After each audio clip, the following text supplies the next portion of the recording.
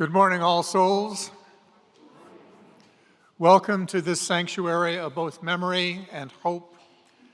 We gather with the hope that summer brings rising within us and our memories surrounding us like a cloud of witnesses, reminding us that our lives bring forward a long legacy of service and commitment, a legacy that can justify our faith that beloved community is still a possible dream.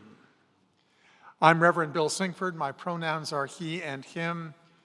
Each week we kindle the flame of our chalice its light a symbol of the love we can trust to point our way.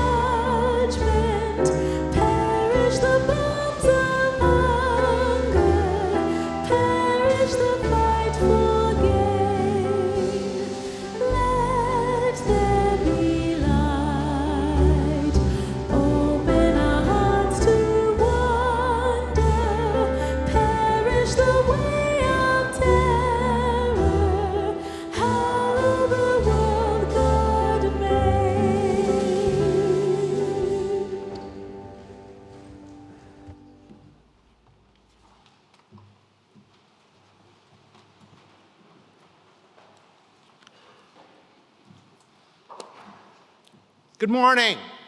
Good morning. Thank you. Welcome to All Souls Church. My name is Ed Novak, and you can use the pronouns he and him for me. Welcome on this weekend, whose celebrations are made sacred by the service and sacrifice of those who defended our country and our freedoms. Welcome also to this place where all people of all races, national origins, creeds, gender identities and expressions, sexual orientations, ages and abilities, where all people are welcome at this table of love and fellowship. We gather in person and on Zoom. We see you from around the world. If you're visiting our sanctuary on Zoom, or you're here for the first time, like my daughter Kate and son-in-law Ed, visiting from Harrisburg, PA, or if you still feel new, maybe you could raise your hand and let the folks in the Zoom chat and here in the sanctuary give you an All Souls welcome. Are there any visitors?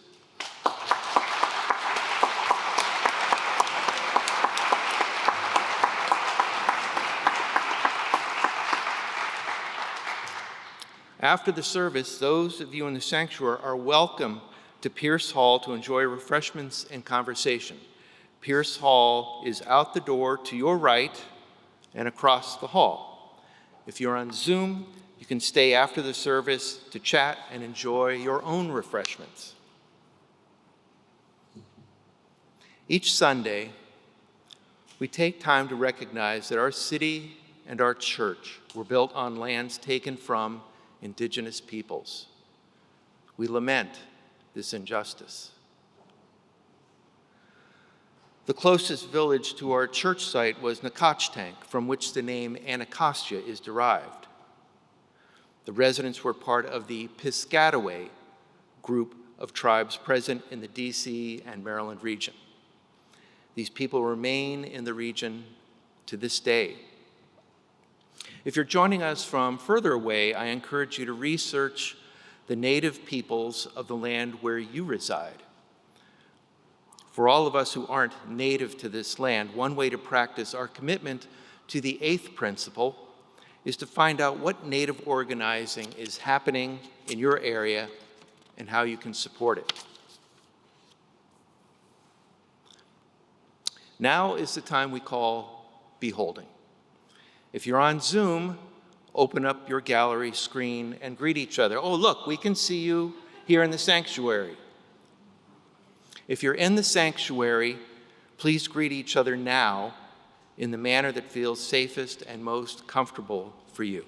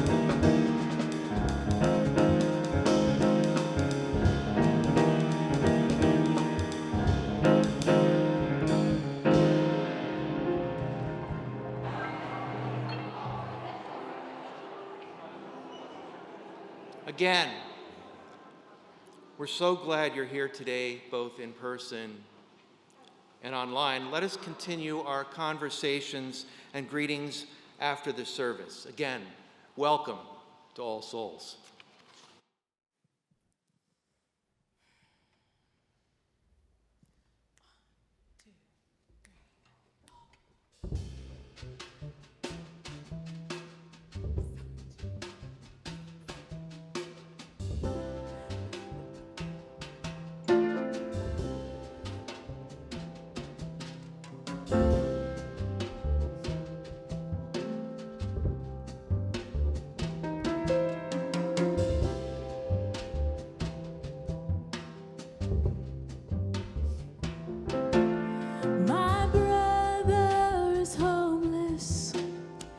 Sleeps under a bush on the ground.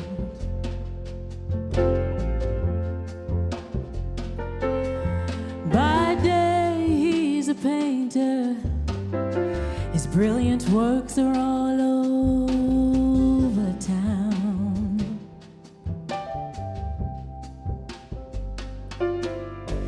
In spite of his drinking and his demons, I believe he's doing the best he can. So if if you see my brother in the street somewhere, put a little something in his hand.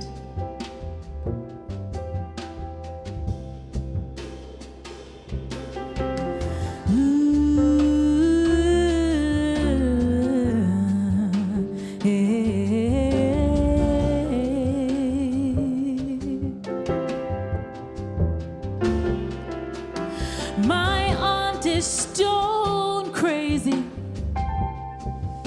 She fell right through the healthcare cracks,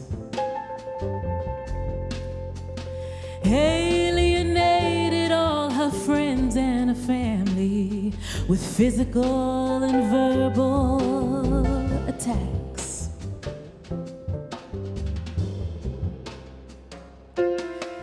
And she won't go to the shelter, so she gets her meals straight out of the garbage can.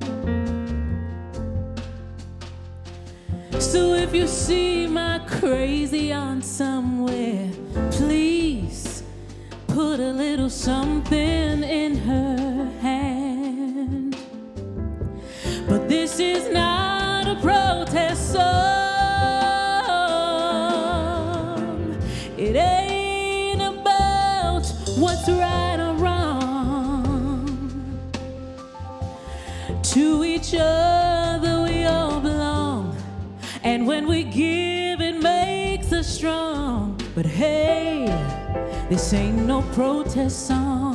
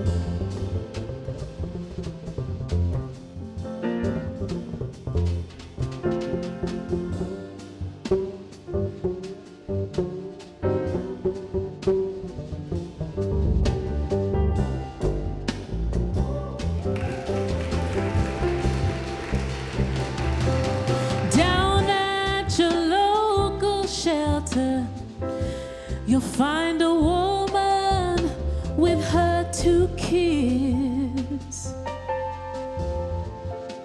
Oh, her husband beat her so many times.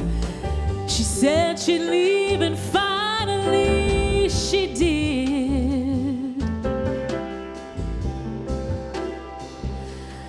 Through her counselor, she's learning not to get involved with another abusive man. Lord have mercy.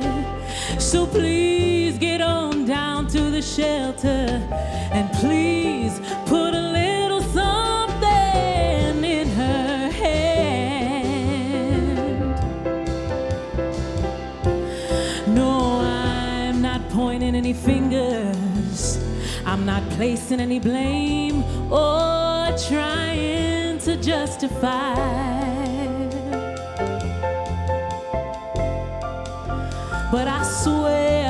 that there, but for a couple of twists of fate, go away.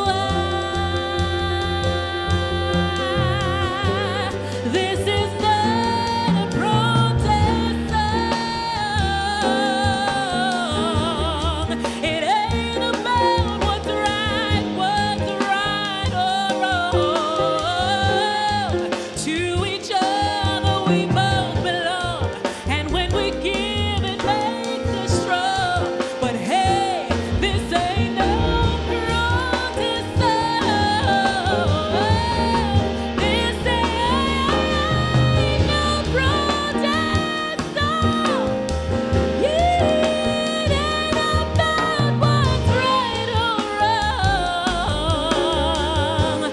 So leave your politics at home, 'cause when we give it makes us strong.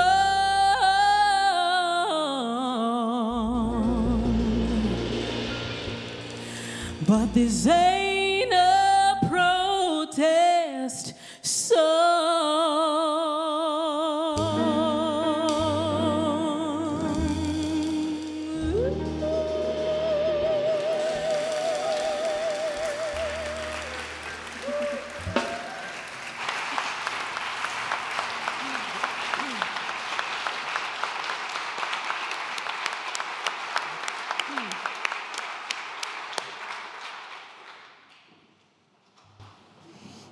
Good morning. I'm Reverend Louise, your Minister of Congregational Care, pronoun she, her. I'm going to begin by recognizing the wonderful ministry of Rochelle Rice at All Souls.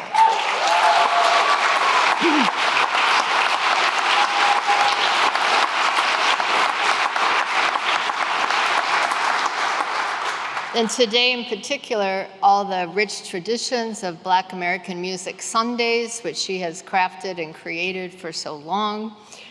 Her service to this congregation has been, and still is, most abundant, and music does not get better than this.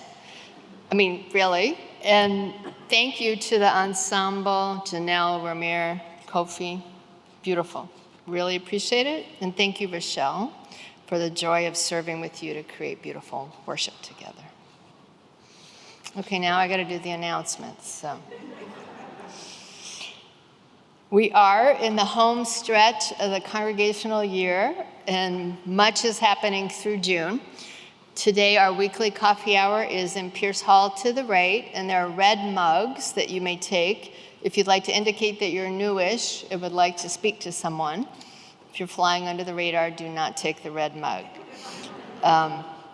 The Mindful Souls are also having a picnic today at noon. It's outside on the terrace to your left.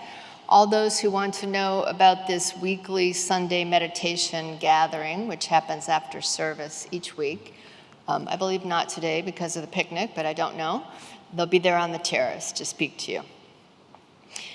Today at 2, there is a dialogue on Zoom with board and search committee, who have jointly decided recently to refocus the senior minister search. It will be moved towards developmental ministry. And if you would like to learn more, listen, ask questions, comment, then please come on the Zoom today at 2. It's on the website calendar on the homepage, the link. There's also a community conversation on Tuesday with the executive team, Reverend Bill and Tracy, Tuesday at 7:30 on Zoom.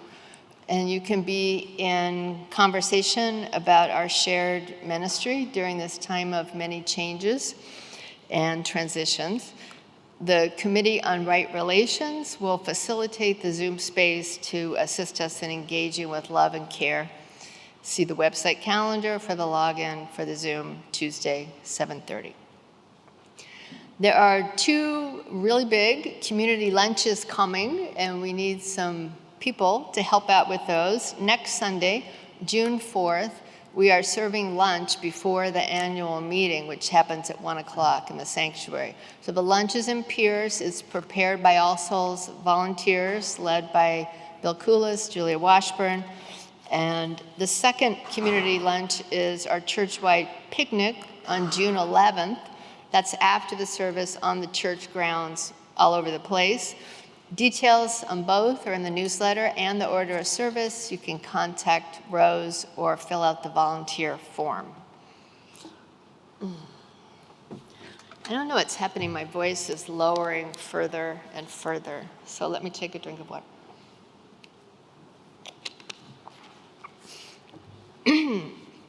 We move to this week's congregational care, and we have a few celebrations. First of all, congratulations to All Souls congregant Shige Sakurai, who was recently ordained as priest, priestess, and priest-ex in the Gnostic Celtic Church of the Ancient Order of Druids in America. This movement seeks modern ways, Shige said, of connecting to nature, spirituality, and craft in a world that is so focused on extraction, labor, and machines. And key figures in this movement have used their Unitarian and Universalist backgrounds from the 1700s to today.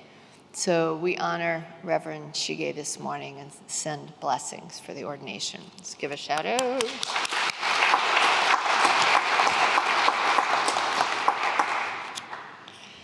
Katrina Taylor is the daughter of longtime member Adenia Taylor, and on Saturday, June 10th, she's seeking 6 volunteers who, along with me, will assist in moving boxes at her mother's former Petworth home on Gallatin Street. This will be on Saturday, June 10th, between 10 and 1. She is providing lunch, and stairs are required, some physical strength for lifting. So come work out with me, contact to volunteer at the Congregational Care email. And finally, the celebration of life for Peter Haynes is this Friday, June 2nd. It's at 11 o'clock here in the sanctuary and on Zoom. We will honor Peter's life, which was so filled with history, music, and kindness to others. Please let me know if you want to add in for the hospitality team. We could use a few more as I'm finalizing plans this week. Music will be with Jen and Rochelle, and Reverend Bill and I are officiating. We're going to do something a little different today. I'm going to invite you into a walking ritual of remembrance and commitment. On this Memorial Day weekend, we honor all our ancestors, both beloved and people unknown, who lost their lives in military service. And we are also pondering the many ways that we each might serve and offer gifts for the good of our families, for the community, for the world. For those in the sanctuary, you are invited to get up out of the pew and do some walking meditation. It's similar to our monthly Vespers practice. We have small stones from ponds and bowls of water on the table below me with a chalice and a table under the balcony over here. So I invite you to come forward in mindful walking to place stones in the water in memory of those you honor today. Come forward to place stones in the water as a sign of commitment to offering your own service, however you define that, in whatever realms of life. And we're going to invite you down the center and to exit in the right aisle. Let this movement be a prayer and a meditation as we hold these memories and our intentions in communities. And for all those who are seated or who are present in spirit online, please hold the walkers in love and consider your own memories and your own commitments in this threshold moment. It is the Sunday of Pentecost in the Christian year, and we honor the movement of the Spirit in all ways and traditions. We'll be singing Spirit of Life as our joint prayer of music and memory. Blessed be. Ooh.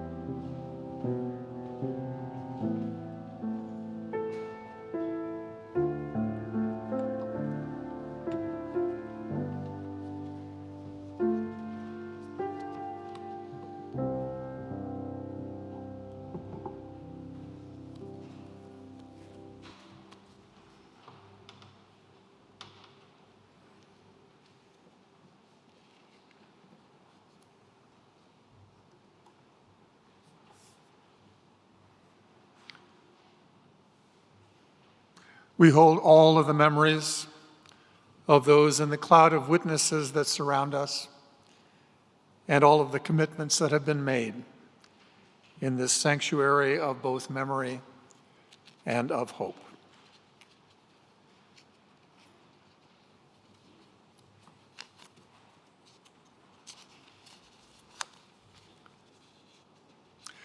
Our reading this morning is entitled The Gift of Remembrance by George A. Tiger. Reverend Tiger is a Unitarian Universalist minister serving as a chaplain in the U.S. Army. Our reading this morning is an excerpt from a reflection on Memorial Day that he wrote in 2021. As an Army chaplain, he wrote, and a therapist, I understand the spiritual, psychological, and physiological foundations of trauma. I can talk for hours about how the body keeps the score. I can reflect with you about the spiritual meaning of loss, grief, and suffering, how they fit in your life, and how they can burden the soul if held too tightly. I understand all of this, yet not a day goes by when something doesn't bring to mind a young life now gone. Ghosts of what might have been are my everyday companions, and I will never let them go, for I fear if I do, that I will forget. I'm greeted when least expected with waves of tears, a tightness in the throat, vision blurred by the welling of more tears, a little tremor in my hand, all things that remind me that I will not forget. These memories, Tiger wrote, these ghosts are necessary reminders of the futility of war and the desperate need for peace in our world. I serve in the U.S. Army. I support the readiness of those who have and will fight and win the wars our civilian leaders call us to fight. And I love the people I am called to serve, knowing full well the dreadful reality we will one day face again. How then can I speak of peace? Memorial Day, he concludes, is not to be celebrated. It is to be observed, scrutinized, and witnessed on behalf of the true witnesses of our human failure to love our neighbor as ourselves. They are ghosts now, haunting lives with the gift of remembrance, so that we will not forget their living, but even more, that the grief of remembering will create in us a yearning for peace that will stir us to action.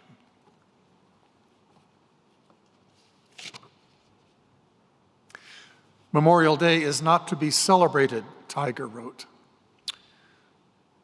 Now, many of us probably think of this weekend as simply the official beginning of summer. The weather is reliably warm. Out in the Midwest, the Indianapolis 500 will run this afternoon. And here in DC, the public swimming pools are open once again. It's the beginning of summer. But this holiday weekend is far more than the marker of seasonal change, especially for those who have lost loved ones in our national wars.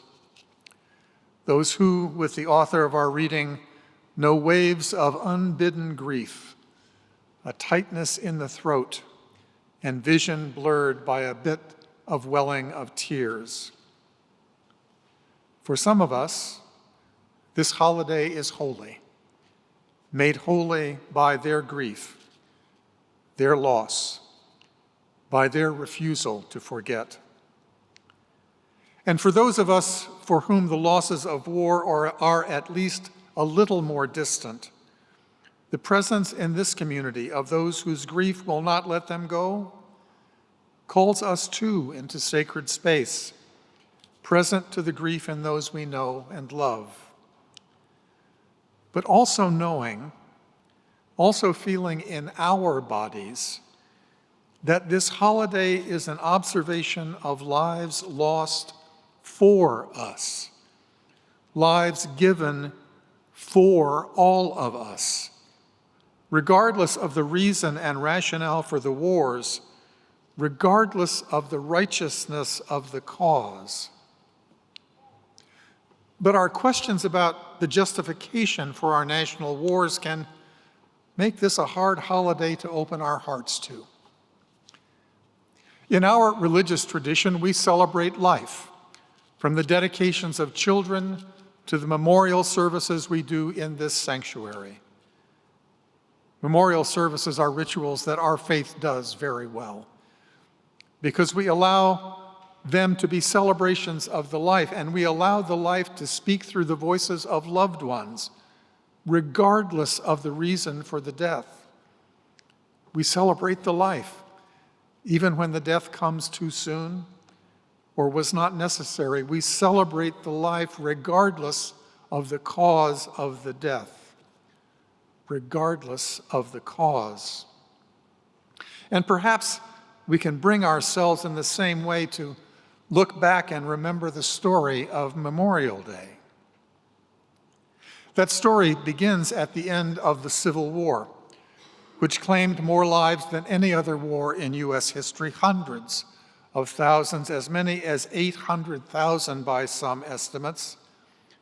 Those dead soldiers needed to be buried, and some 74 national cemeteries were created to handle that huge number. Arlington Cemetery was one of them. And soon after the war, communities, both North and South, began holding tributes to the fallen soldiers, decorating the graves with flowers and flags for the fallen of both sides. The U.S. government recognizes Waterloo, New York, as the first community to observe what we now call Memorial Day in May of 1866, a year after the end of the fighting. President Lyndon Johnson signed the Declaration about Waterloo while another contentious war was being fought in Vietnam.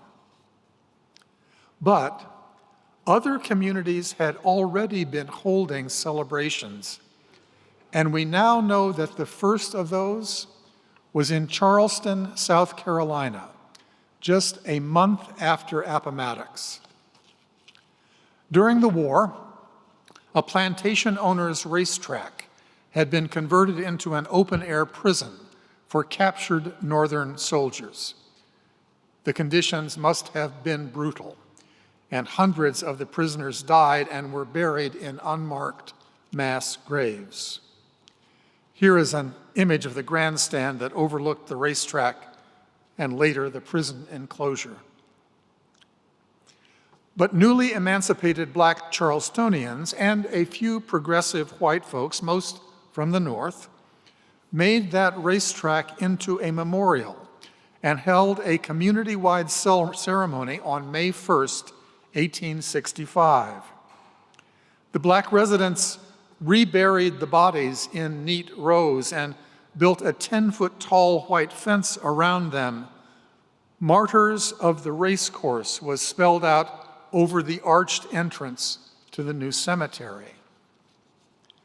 According to the Charleston Daily Courier, 3,000 Black school children led the parade around the racetrack, holding roses and singing John Brown's Body.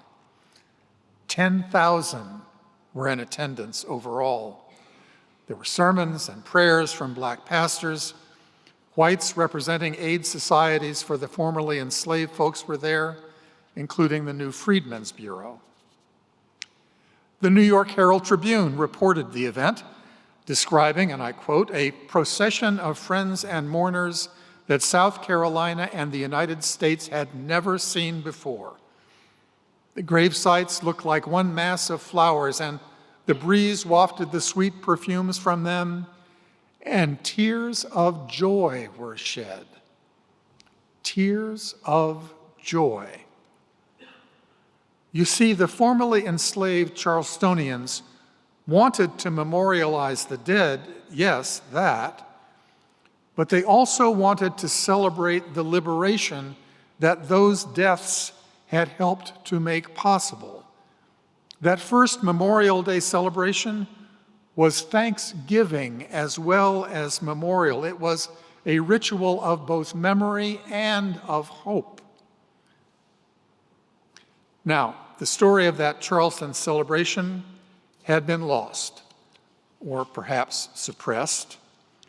There was one mention of it in a book published in 1937, but that narrative gave all of the credit to the white Freedmen's Bureau representative, rather than to the shared leadership of the black community and progressive whites. That kind of multicultural leadership was not a story that the Jim Crow South really wanted to claim. In any event, the story was lost until a researcher discovered it by accident while examining some uncatalogued boxes of material in the Harvard University archives only 20 years ago. So much of our national story, the story that we tell and the story that we don't tell about who we are as a people, traces back to the Civil War. In some sense, I do believe that we have never stopped fighting that war, that the current very real threat to what little democracy we have been able to sustain, I do believe that we are simply participants today in the latest battle in that war for the soul of this nation. This was the message of Steve Phillips in his book, How to Win the Civil War, the first of our new social justice lectures just last month here in the sanctuary. And I believe he's right.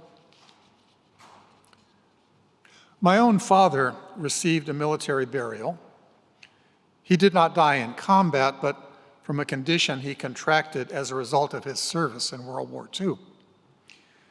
When I became eligible for the draft, some of you will remember the time before the current volunteer army, when every young man could be called by lottery to serve in the military, when every young man had to carry a draft card or decide to burn theirs. This was the Vietnam War era.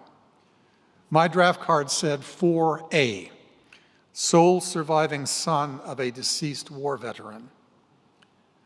The assumption back then, you see, was that children bore the names of their biological fathers, and the U.S. did not want to call the last male person bearing a name into combat, did not want to end a male line. My, how our understanding has changed. Last names are now much more a choice than a requirement of patriarchy, but I digress. My Memorial Day story is not about my father's death, but about my son, now 40, and with adolescent kids of his own. He served in the U.S. Army in the early days of the Afghanistan War, serving one tour in that country. And when he returned, he asked my wife Maria and me to accompany him to Arlington Cemetery on Memorial Day weekend. He had lost comrades and wanted to be in the presence of the fallen dead to honor them.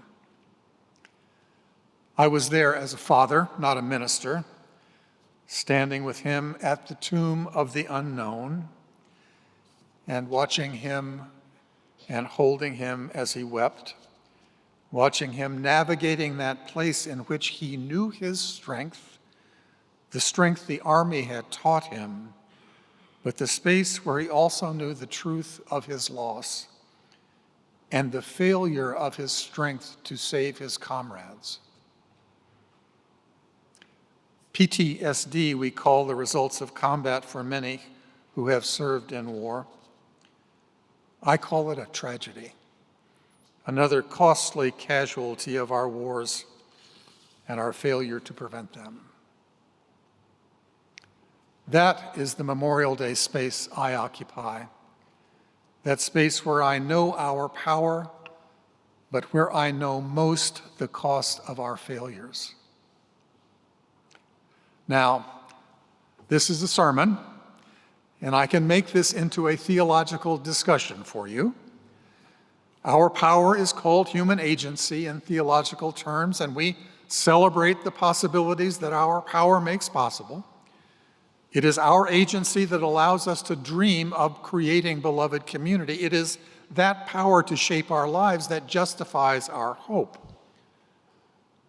But our power comes with no guarantee that good will come from its use. We make mistakes. We do harm. We cause tragedy. Our power can lead to all of those results as well. The beloved community is not guaranteed us. And that leads religious communities, leads this religious community to speak of human fallibility, of the need for confession and repentance and forgiveness. It calls us to speak of the need for some grace to save us every day, and amazing grace. I can make that theological discussion for you if you insist. But the truth I live on Memorial Day does not exist in the lofty realm of theological discourse. It lives in my heart and in knowing how much loss we need to remember as we strive to move forward. The struggle of this nation to become a multiracial democracy, the ongoing journey toward a pluralism not organized in the service of power and privilege, the struggle to build a world we truly want to inhabit is an ongoing struggle. It is as present today as it was in Charleston, South Carolina on that first Memorial Day in 1865. This is not a simple holiday for most of us. The volunteer military has separated so many families from the reality of military service. And I do wonder how many wars we would fight if more folks from the privileged families had to fight them. And there is much in me that wants our nation to adopt a requirement for a year or two of national service of some kind, Peace Corps, AmeriCorps, organizing, training, the military, something. And to set an expectation and to leave no doubt in anyone's mind that the blessings we enjoy are far from free. It can be hard, I know, to honor the service of the fallen when so often we question the reasons for the wars in which they fell. Vietnam, Iraq, 20 years in Afghanistan, even Ukraine, a war in which only our treasure is at risk. But still, war is so clearly the ultimate failure, and yet we know it is the norm, the human default. And war is a tragedy always, regardless of the cause, because of the cost in human life. Military families caution against trying to expand the meaning of this holiday beyond the honoring of the fallen, and I understand that. Our national story tries to center so much on our triumphs, the city on the hill, the greatest nation the world has ever known, all of that. It can be hard to hold all of the suffering that is also central to our story. And I respect those who ask that this holiday require us only to hold the loss and honor the service of the fallen. But there is another word to be preached about service today. I am so mindful that our lives, all of our lives, are only possible. All of the strength we feel and the agency that we claim so proudly, our lives rest on the lives of our ancestors, the lives that have gone before, the lives whose service created the world that we have been given. Those that went before us, they served in many ways. They served causes we applaud and causes we condemn. And all of their service has led to this day and this holiday. Can we imagine our own lives as part of a story that continues to unfold? Can we imagine our lives as service to a larger story, service rather than merely selfish? Here is one truth I know. Our lives are the revelation, the story that will be given to those who follow us. Our lives are the story in which those who follow will search for hope. And we are called not only to observe this holiday, I think, scrutinize it in the words of our reading, but also to consecrate ourselves, because it will be our service that our children and our children's children will look back on. And the story that we create can connect us not only to the tragedies of the past, but also to our hope for the future. In this community of memory and hope, this community in which we have only begun to imagine justice and mercy, let us consecrate ourselves in the presence of the cloud of witnesses in this sanctuary. Let us consecrate ourselves to the vision of beloved community, which remains our present dream. Ashe and amen.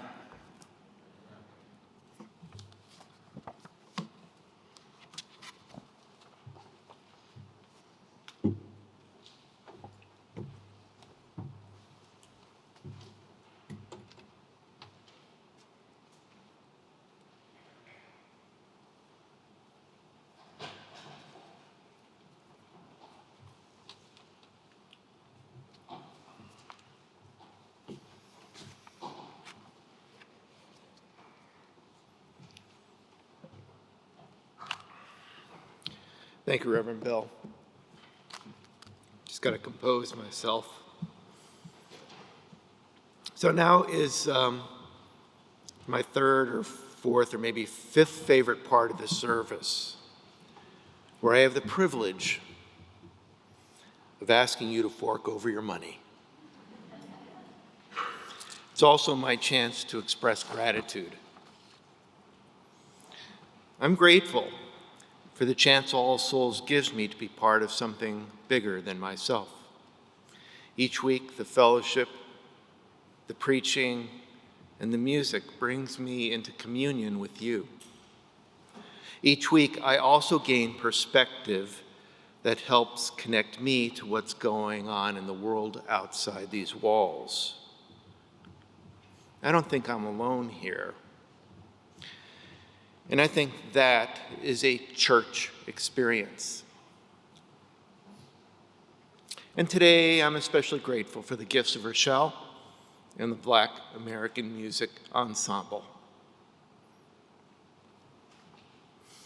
As you reach for your wallets and purses, let me share with you that the May Share the Plate recipient is La Clínica del Pueblo, our neighbors on 15th Street. During the month of May, 50% of the non-pledge offering that I'm confident you are about to make goes directly to this organization. Your contributions will go to the Community Health Action Programs. And as the ushers prepare to pass the plate, I want to issue a challenge, because Memorial Day weekend is also my birthday weekend.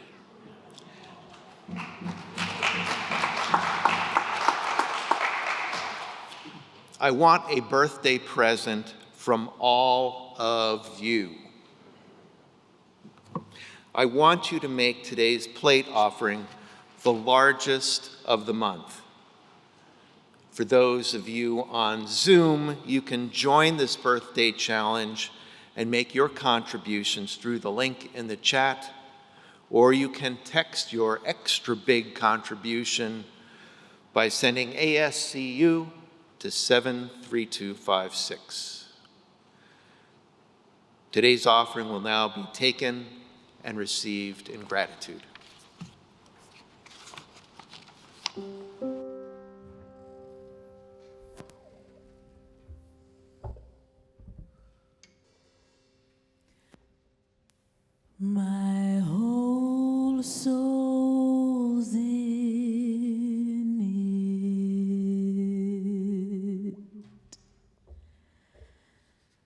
My whole soul is in it. My whole soul,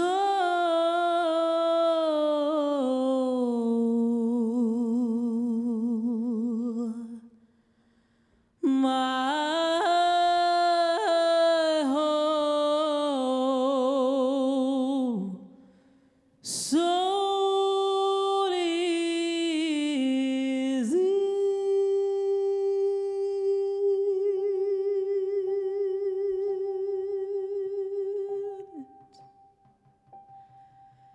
my whole soul's in it.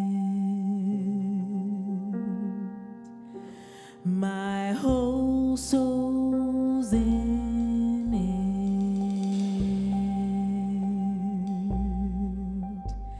My whole soul's in it.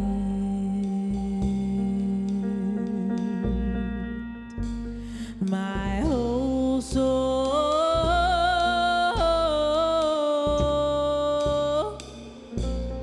my whole soul, my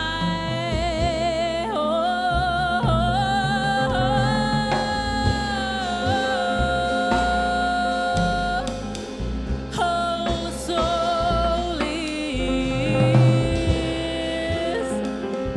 my whole soul, my whole soul is in it.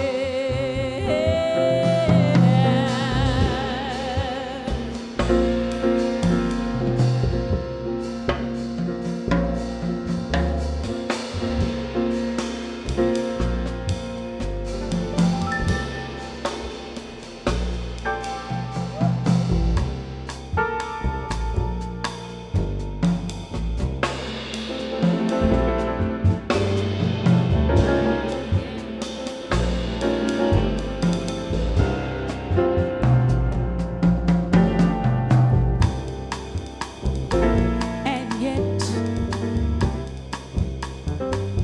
and yet, and yet, the dawn is ours before we knew it.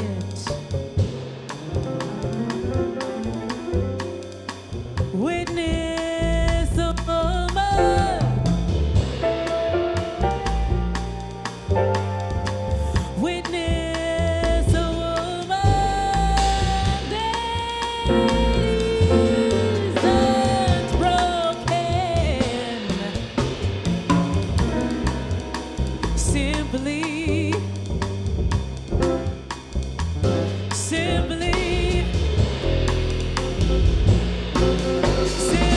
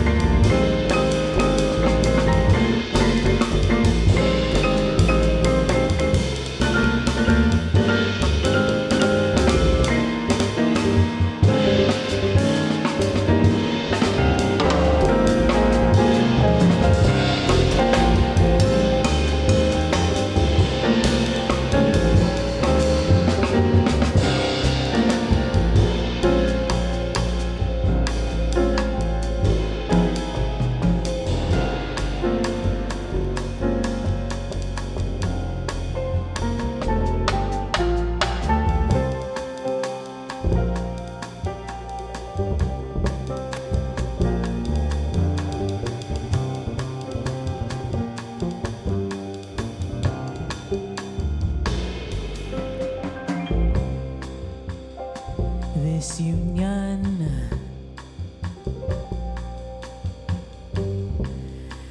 This union isn't perfect, but perfect is for fools. We're working purpose, we're working witness, we're working legacy.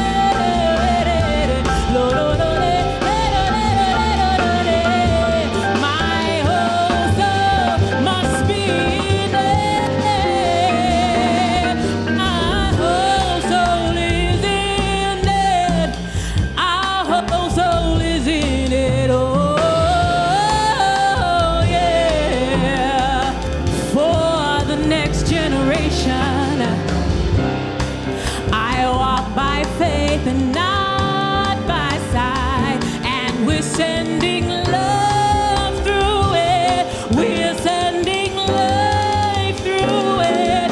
We're sending love.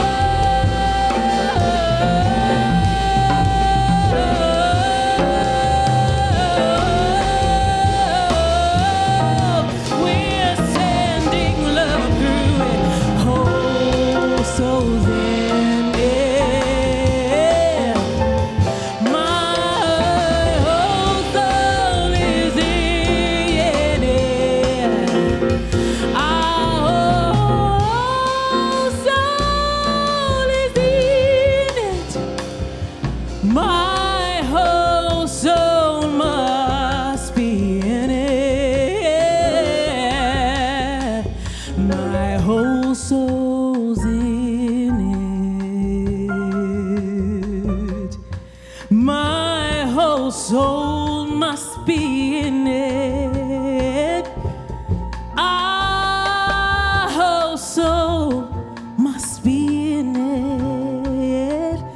Yeah, my whole soul. My whole soul's in it.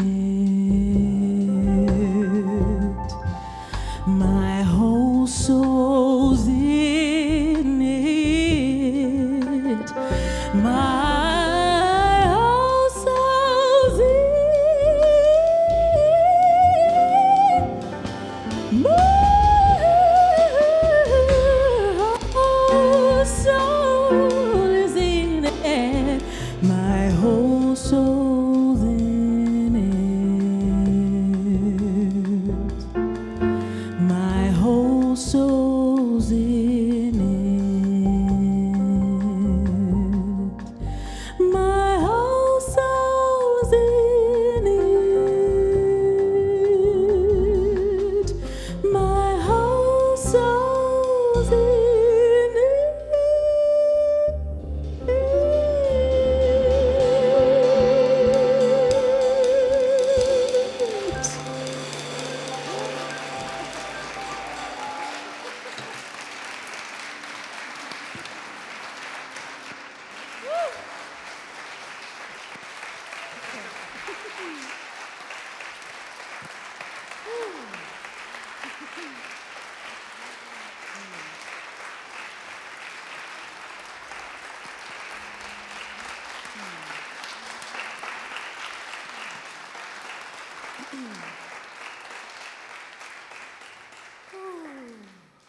Well, you've already risen, but if you're not risen, please rise for the closing hymn.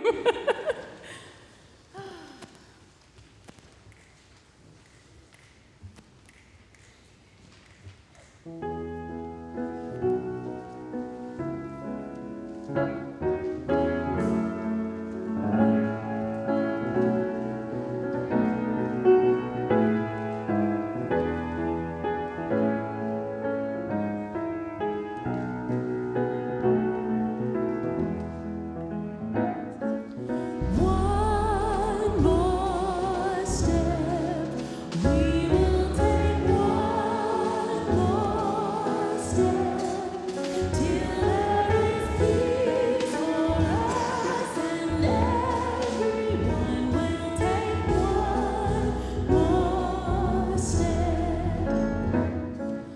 One more word, we will say one more word, till everyone is heard by everyone. Will say one more word, one more prayer.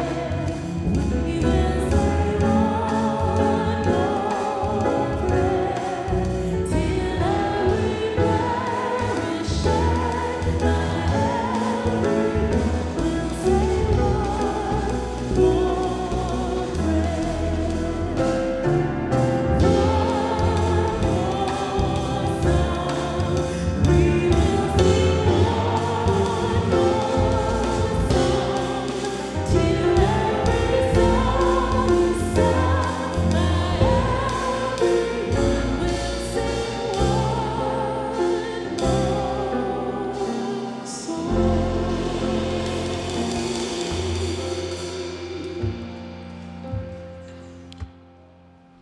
Rochelle Rice, what a gift you are.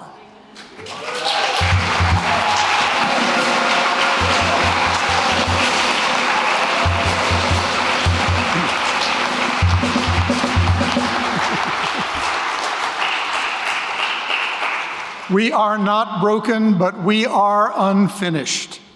We are products of the past with all its flaws and shapers of the future with all its hope.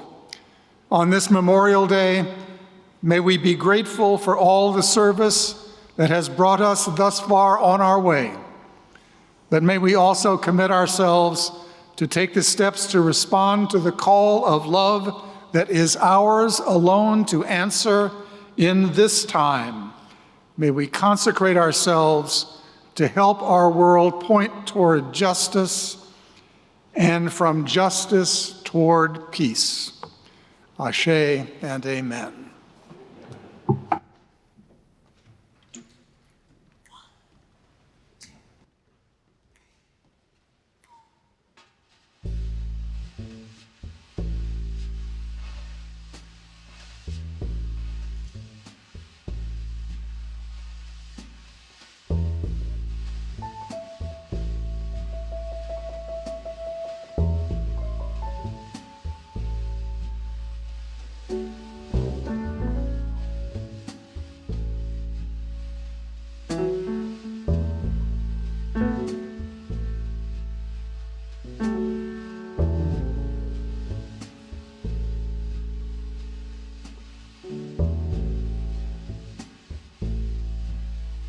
Counting the days, my loving arms always open when you come. Hearts may break, I know, 'cause I have won. But let your kindness be like blindness, counting the days as you go away. Blessed the brave, Lord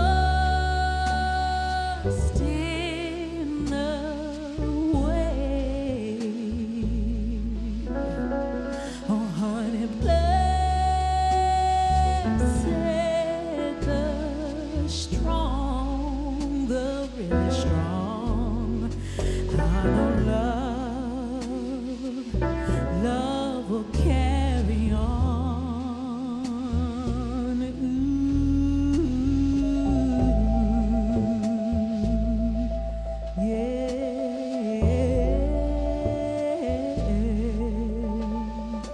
Ooh,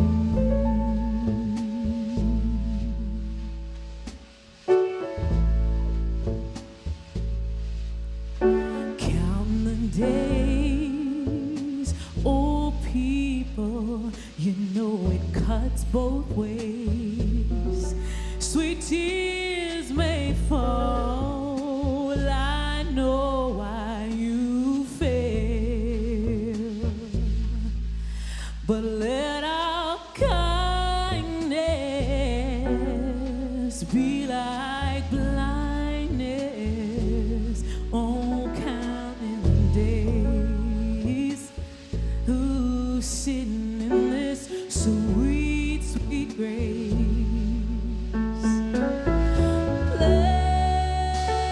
Blessed the weak, the river runs deep. Oh, honey, blessed the scared, the really scared. That means love. Oh, love is still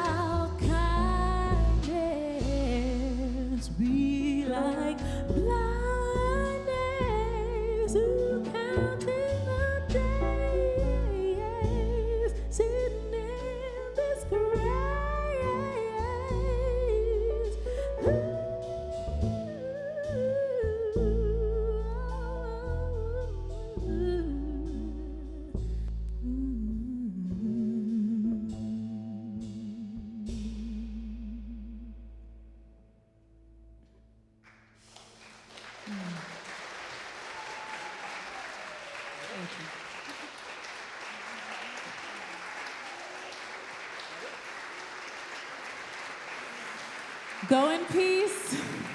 Blessed be. Amen.